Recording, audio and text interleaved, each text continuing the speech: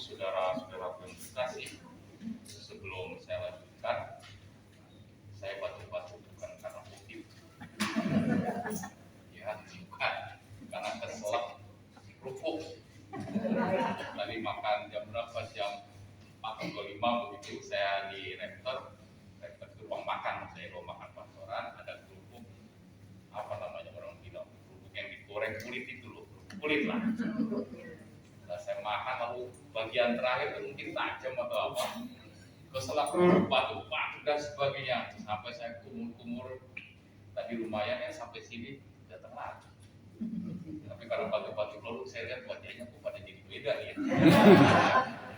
Jadi daripada nanti selama perayaan Ekaristi perasaannya takut, bukan bawa sukacita, padahal kan perayaan Ekaristi adalah sukacita kan, syukur. Tapi kalau lihat rombongan terus, wah ini jangan-jangan punya COVID lagi nih. Jadi akhirnya takut-takutan nanti mau komuni juga kami begini lagi, susah juga. Ya bukan ya, jadi saya memang tadi makan kerupuk itu tadi nggak tahu ada di meja, makan terakhir bagian terakhir itu selalu batuk, dan baru itu saya karena batuknya begitu berat, batuk berat betul, sampai saya kayak gini kali orang yang punya penyakit batuk yang parah itu ya, semua bagian belakang tertarik begitu. Jadi saya tidak bayangkan orang yang kanker gitu ya, kanker paru-paru dan sebagainya, pasti sakitnya luar biasa. Wong saya keselak aja kayak begitu, apalagi yang sakit kanker atau apa, itu pasti ketarik semua air pengantar supaya tidak takut ya. Yang kedua, dari bacaan pertama dari kitab Kebijaksanaan maupun bacaan Injil, kita akan melihat kesamaannya atau relasinya. Kalau Bu Lilis saya tanya mau mati tua atau muda? Nah, nanti mau terserah Tuhan. Itu bagus jawabannya. ACDC. Kalau saya tanya lagi, mana yang lebih berdosa, mati tua atau mati muda? Tergantung dosanya kali mah. Nah, itu dia. Mana yang kalau orang, dia mati muda, orang bilang cepat masuk surga. Kenapa? Belum banyak dosa kan gitu kan. Tapi kalau orangnya matinya tua, dibilang banyak dosa ya, betul ya, Bu Luis ya. Jadi itu yang kadang-kadang ada dalam pikiran manusia, tua dan muda dibedakan berdasarkan apa? Dia masuk surga dan tidak masuk surga. Padahal tadi dalam kitab Kebijaksanaan tidak dikatakan demikian. Yang penting adalah apa? Kejujuran manusia. Ketika ia bertambah usianya dan dia hidup dengan jujur dengan Tuhannya, maka ia akan menambah kebijaksanaan setiap hari. Itu artinya apa? Apa yang dia lakukan, apa yang dibuat, apa yang dikatakan adalah bagian dari pengalaman kebijaksanaan yang tentu saja diharapkan juga akan memberi pengaruh kepada orang-orang di sekitarnya. Maka uban itu tanda kebijaksanaan. Ya bagi kitab Kebijaksanaan, bagi orang deka tidak, karena tidak ada yang pakai uban, semuanya dicat. Tidak mau kelihatan tanda kebijaksanaannya. Padahal dari kitab suci dikatakan uban adalah tanda kebijaksanaan. Itu artinya apa? Ketika orang berusia, dia memiliki pengalaman banyak, maka dia lebih bijaksana dalam berkata-kata, dalam bertindak dan sebagainya.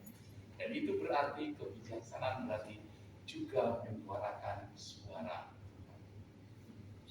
Maka tidak heran pada orang-orang muda ketika ketemu orang yang tidak disukai tindakannya, apa yang dibuat? Konfrontasi langsung, frontal.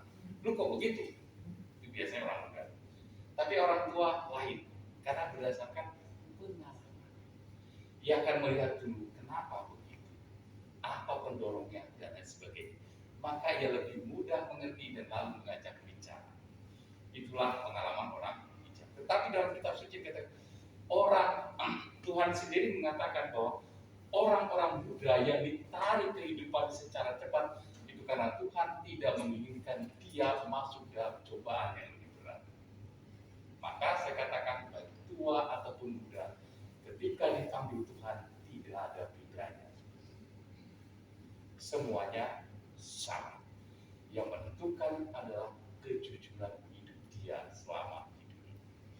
Itulah mengapa tadi di dalam Injil Lukas dikatakan, hendaklah kalian waspada.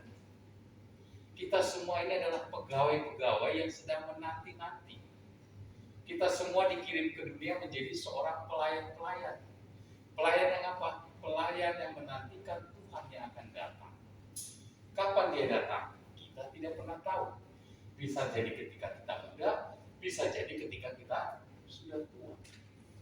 Tetapi sama saja, mau muda mau tua, kita diminta untuk waspada. Kita diminta untuk bersiap sedia. Oleh karena itu, apa yang terbaik bagi kita? Tentu saja, seperti Injil maupun bacaan pertama, mari kita waspada.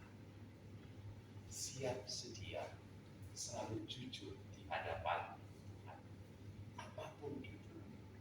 Saya percaya bahwa karakter manusia itu bisa terus-menerus dibaharui setiap hari sampai usia tertentu, sampai kematian yang bisa berubah karena apa? Kejujuran.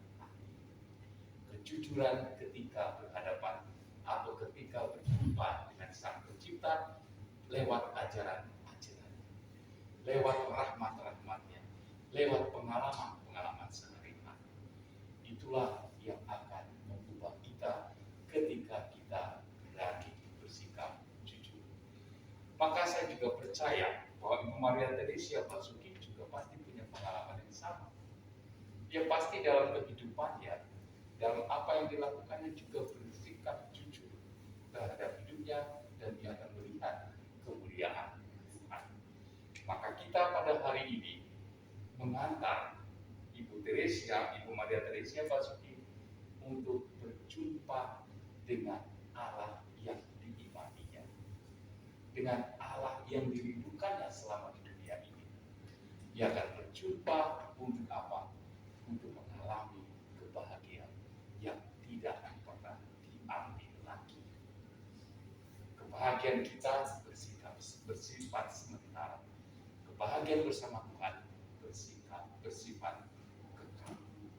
Maka kita percaya Kristus datang untuk membawa kita, untuk memperoleh bagi kita, memberikan kepada kita kehidupan kekal yang tidak akan pernah diambil lagi. Maka dalam iman kita percaya Ibu Maria Teresia Basuki